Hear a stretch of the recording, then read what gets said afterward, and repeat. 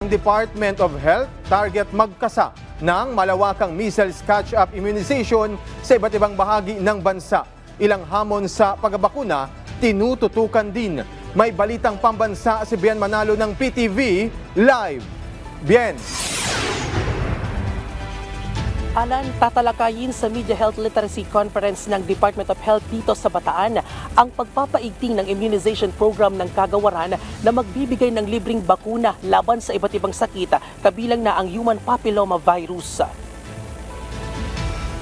Napapanahon din ito dahil sa patuloy na pagtaas ng kaso ng tigdas sa ilang rehiyon sa bansa na naitatala ng Health Department. Kaya target ng ahensya na magkasa ng malawakang measles catch-up immunization sa iba't ibang dako ng Pilipinas para masugpo ang pagkalat ng tigdas.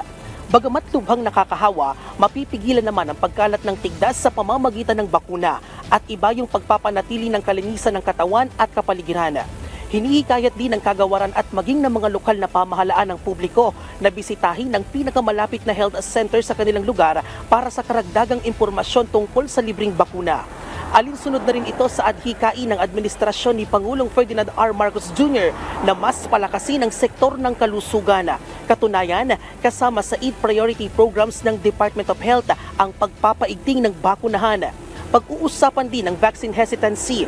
Ilan sa hamon na kinahaharap ng health workers sa pagbabakuna ang misinformation at lack of education ng mga tao tungkol sa bakuna. Katunayan, lumalabas sa isang survey noong 2021 na 6 sa 10 kabataang Pilipino ang vaccine hesitant. Ikalawa ang cultural beliefs at gender roles.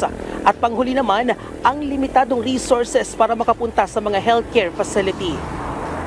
Alan, dahil dito pinalalakas pa ng pamahalaan ang Mandatory Basic Immunization Act na magbibigay ng libreng bakuna para sa mga sanggol at mga bata hanggang 5 taong gulang sa lahat yan ng government hospital at health center sa buong Pilipinas.